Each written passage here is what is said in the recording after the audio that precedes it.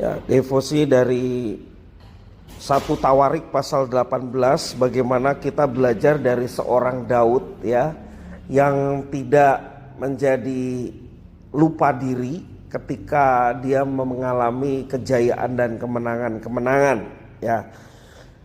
Tentunya semua ini ditulis supaya orang-orang pembuangan yang balik ke tanah air mereka, ini kan Tawarik ditulis pada masa setelah pembuangan ya. Mereka balik, mereka mengingat bahwa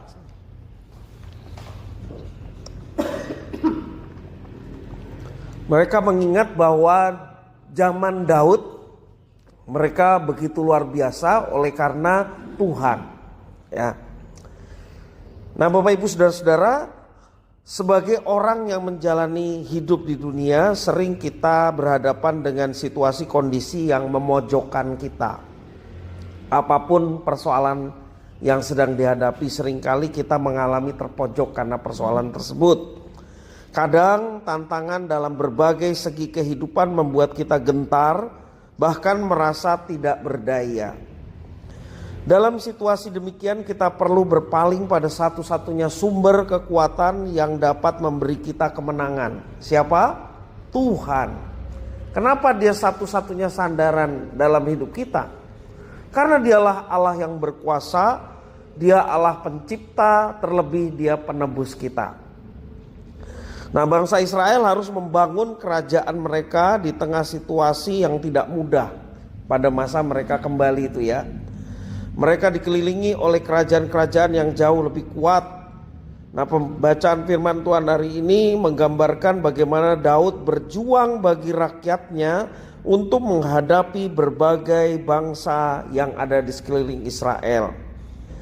Walau pasukan Daud bukan pasukan yang terbesar, nyatanya Tuhan memberikan kemenangan kepada Daud dan pasukannya. Banyak hal diperoleh dari kemenangan tersebut.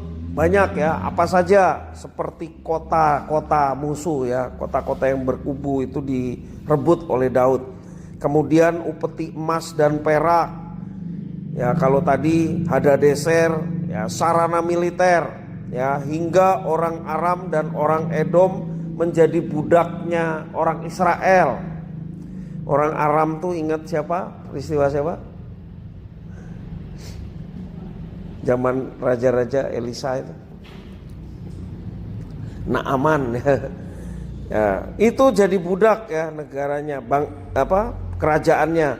Juga ada Raja Hamat bahkan secara khusus menyatakan terima kasih kepada Daud ya, dengan memberi ucapan terima kasih bentuk emas, perak dan tembaga, karena Daud telah mengalahkan Hadadeser yang memusuhinya sejak lama.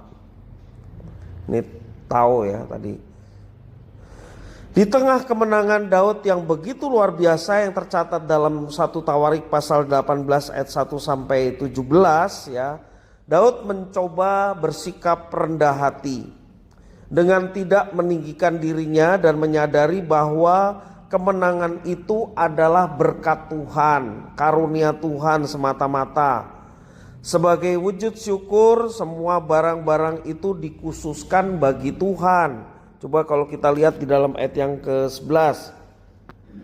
Barang-barang itu pun dikhususkan Raja Daud bagi Tuhan, bersama perak dan emas yang diangkutnya dari segala bangsa, dari orang Edom, orang Moab, Bani Amon, orang Filistin dan orang Amalek ya, menunjukkan Daud tidak sesumbar atau tidak sombong, tetapi dia kembalikan semuanya itu karena Tuhan. Sehingga dia dikatakan barang-barang itu dikhususkan bagi Tuhan ya. Nah, kalau kita perhatikan Daud mendapatkan kemenangan sedemikian luar biasa. Dia tahu bahwa itu bukan karena dia, bukan karena kehebatan pasukannya, tapi karena Tuhan. Sehingga dia mengkhususkan barang-barang ini bagi Tuhan. Nah, mari kita juga sebagai orang Kristen, orang percaya menyadari bahwa di tengah pergumulan hidup kita, Hanya Tuhan saja yang sanggup memberikan kelepasan dan kemenangan. Amin. Pernah kita terpojok, maju salah, mundur salah, kanan kiri nggak ada jalan, sepertinya mentok, jalan buntu, ya. Tentunya ketika kita menghadapi situasi seperti ini, kita harus selalu ingat kita punya Tuhan. Tapi jangan juga pada saat kepentok baru ingat Tuhan, ya. Pada saat lancar-lancar kita lupa, ya. Pada saat situasi kondisi apapun, apakah kita dalam kondisi baik-baik saja, sehat-sehat saja, lancar-lancar saja dalam kehidupan, kita tidak boleh menjadi sombong dan lupa diri. Bahwa semua itu karena berkat Tuhan. Jadi orang Kristen harus selalu berpikir bahwa saya hidup ini juga karena berkat Tuhan. Saya mendapatkan fasilitas dalam kehidupan, saya diberkati Tuhan dengan kesehatan, saya diberkati Tuhan dengan keluarga, diberkati dengan saudara-saudara seiman. Itu berkat yang luar biasa, itu dari Tuhan. Sehingga kita tidak melihat itu sebagai kejadian yang kebetulan saja. Tapi kita harus melihatnya bahwa itu semua dari Tuhan. Lebih-lebih seperti yang dialami oleh Raja Daud ketika Israel diperhadapkan dengan bangsa-bangsa yang hebat-hebat. Ya, mereka betul-betul mengandalkan Tuhan, sehingga yang terjadi Tuhan yang disembah, yang diandalkan adalah Tuhan yang berkuasa.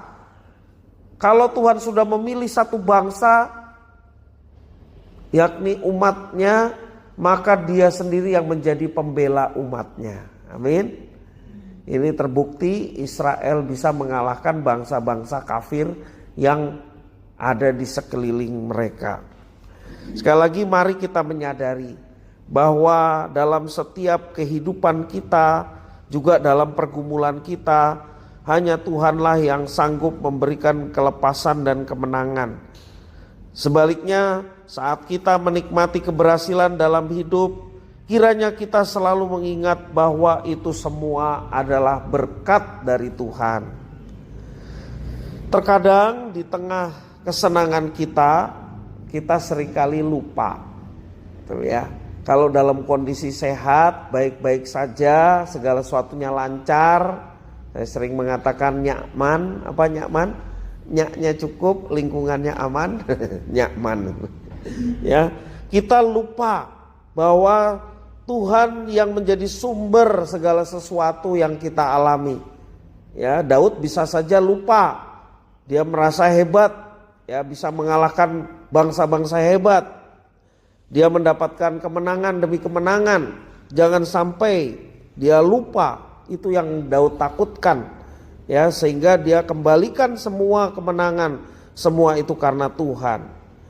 Jika kita mengakui bahwa Tuhan adalah pemberi segala sesuatu termasuk keberhasilan kita, juga bahwa iman adalah hasil yang dimunculkan dari relasi intim dengan Tuhan, marilah kita senantiasa memuliakan Tuhan dalam setiap kehidupan kita yang kita jalani dari hari ke hari. Dan percayalah, ketika kita menikmati segala sesuatunya bersama dengan Tuhan, itu kita tidak menjadi lelah dalam situasi kondisi apapun.